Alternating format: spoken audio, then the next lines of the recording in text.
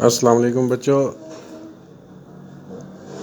This is your English class और we are at chapter number 8 the valley of diamonds and doing the exercise of this chapter.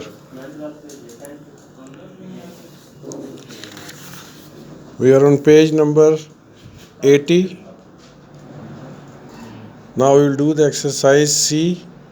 Rewrite the sentences using the opposite of the underlined words. जिस तरह ये nothing is impossible, तो we have to change it in the opposite form and it will be something is possible. Nothing का opposite आ गया something and impossible का opposite आ गया possible. Then next is Rehan was very unhappy when he heard the news. इसका opposite होगा Rehan was very happy when he heard the news. इसी तरह आपने बाकियों के भी अपोजिट लिखने हैं और जुमला मुकम्मल करके नीचे वाली लाइन पे लिख के अपनी कापियों पे लिखना है. Next is write the plural form of the following. जिस तरह लीफ है, लीफ का अपोजिट होगा leaves. It will not be a leaf, leaves, ये होगा leaves. Child, children. Life, lives, lives. wolf, wolves. furniture, furnitures, simple s add करेंगे इसमें. Next question E. Give the noun form of the following words.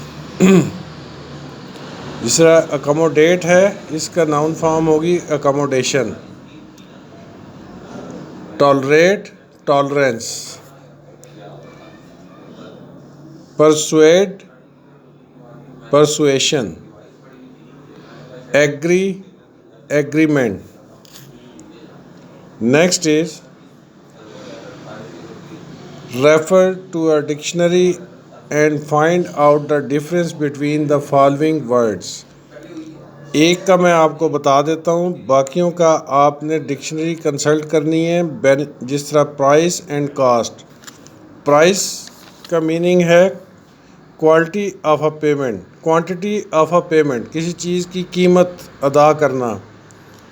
और cast होती है किसी चीज़ की estimation, किसी चीज़ के बारे में एस्टिमेट करना कि ये इतने की होगी या इतने में बनेगी. अब नेक्स्ट है benefit and befit, bereave and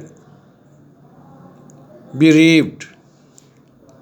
next है brand and band, lighting and lightning. इनके डिफरेंसेस आपने डिक्शनरी कंसल्ट करके अपनी कॉपीज़ के ऊपर लिखना है. इसके बाद exercise B. Use any 3 of the above mentioned word pairs in sentences of your own. इनमें से ऊपर वाले जो वर्ड्स हैं, इनमें से किसी भी 3 का आपने अपने अल्फाज में जुमला लिखना है. जिस तरह प्राइस और कास्ट है, इसका जुमला इस तरह बनेगा the price of this car is 1 lakh rupees. और कास्ट का बनेगा the estimated cost of this building may be 10 lakh. तो ये इसी तरह आपने बाकी किसी भी 2 और मज़ीद 2 और का, एक का मैंने बता दिया, 2 और आपने अपनी तरफ से जुमले लिखने हैं. अब C exercise. Refer to a dictionary and fill in the blank with ANT और ENT. इसमें फर्स्ट इज गिवन सफिसी, इसका होगा सफिशेंट, ENT आएगा. ओबीडियंट, ओबीडियंट में भी ENT आएगा. बेनेवलेंट, बेनेवलेंट, बेनेवलेंट, इसमें भी ENT आएगा. Significant, ANT। नेक्स्ट पेज पे चले। Exercise B, fill in the following blanks with will और वुड। इसमें आपने वुड लगाना है या विल लगाना है। अब ये पहले वाला अगर आप देखें तो इसमें ये क्वेश्चन है, would you like to stay for a dinner, और नेक्स्ट है I will go to watch the play tomorrow. Next number 3, they would not like to walk all the way. Number 4, will you prefer tea or coffee? Next, Raja would like this shirt. Exercise C, write whether these sentences are imperative, declarative, interrogative or exclamatory. Number 1, that is a wonderful tree house। ये exclamatory इसलिए है कि इसमें एक अजीब चीज़ देखने को मिली, तो वो एक्सक्लेमेटरी इमोशंस को शो कर रहा है। How you need the Swiss family Robinson. ऊपर देखें तो ये इंटेरोगेटिव में आएगा क्योंकि ये एक सवाल है। I think this is a fascinating movie, ये भी एक्सक्लेमेटरी में आ जाएगा।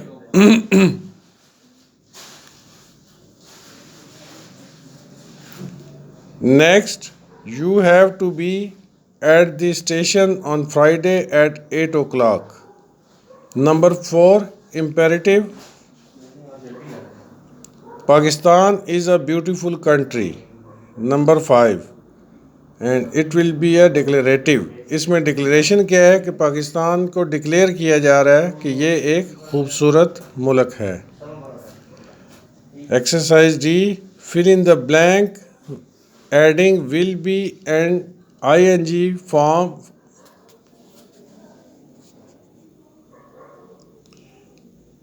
form of the verb given in the brackets। इसकी एक एग्जांपल उन्होंने दी हुई है, Amjad will be meeting his uncle tomorrow. Meet है तो इसमें क्या है, विल बी मीटिंग।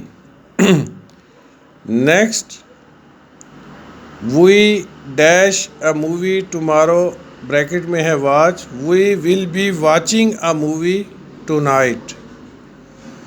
नेक्स्ट है the doctor dash soon, bracket में arrive, the doctor will be arriving soon.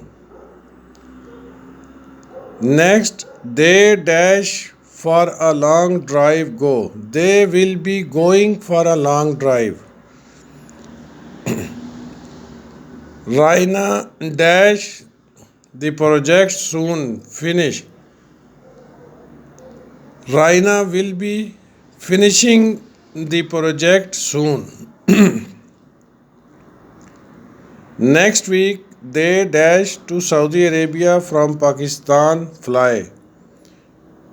Next week, they will be flying to Saudi Arabia from Pakistan। Next exercise E, fill in the blank with doesn't, didn't or won't। Motion likes sweets, comma, doesn't he? That means कि वो पूछा जा रहा है, साथ पूछा जा रहा है कि क्या वो नहीं करता। इसका मतलब होता है कि जिस तरह श्योरली वो